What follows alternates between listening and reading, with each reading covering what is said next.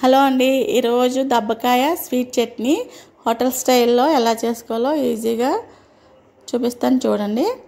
ఒక దబ్బకాయ తీసుకుని లోపల కట్ చేసుకుని లోపల ఉన్న గింజలన్నీ సపరేట్ చేసుకుని దబ్బకాయని చిన్న చిన్న ముక్కలుగా కట్ చేసుకుని పక్కన పెట్టుకోవాలి.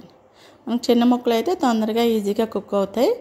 ఈ స్టీల్ గిన్నెలో వేసుకుని దబ్బకాయ ముక్కలకు సరిపడా కొంచెం వాటర్ కూడా వేసుకోవాలండి. స్టీల్ గిన్నె అయితేనే మనకి బెటర్. ఈ కట్ చేసుకున్న ముక్కల్లో సరిపడా వాటర్ మునిగేంత వరకు వేసుకోవాలండి.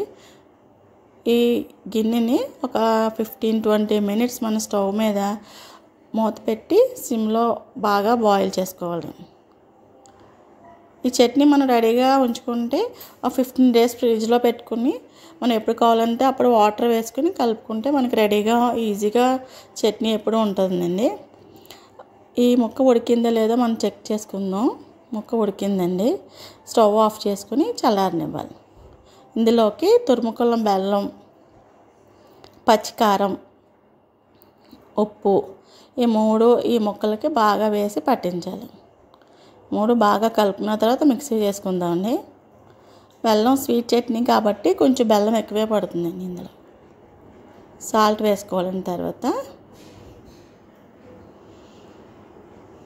సాల్ట్ కూడా వేసుకొని బాగా కలుపుకోవాలి. మిక్సీలో ఈ కలుపుకున్న దబ్బకాయ ముక్కల్ని వేసుకుని మెత్తగా పేస్ట్లా రెడీ చేసుకుంటే మనకి హోటల్ స్టైల్ దబ్బకాయ పచ్చడి రెడీ అయిపోతుంది. ఈ చట్నీ పోపు పెట్టవసరం లేదండి, నేను పెడుతున్నాను అంతే. మామూలుగా అయితే ఈ గట్టి చట్నీని వాటర్ కలుపుకొని ఎప్పుడు కావాలంటే అప్పుడు కొంచెం వాటర్ కలుపుకొని తీసుకోవడమే. చట్నీ రెడీ అయిందండి. దీనికి పోపు సామాన్లు ఏంటంటే శనగపప్పు, మినపప్పు, ఆవాలు, జీలకర్ర, ఎండుమిరపకాయలు, కరివేపాకు వేసుకుని పోపు పెట్టుకోవాలి. స్టవ్ మీద గిన్నె పెట్టి ఆయిల్ వేసుకుని పోపు సామాన్లన్నీ సిమ్లో దోరగా వేయించుకోవాలండి.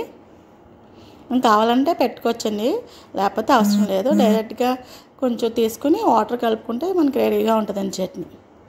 పోపు వేగిపోయింది.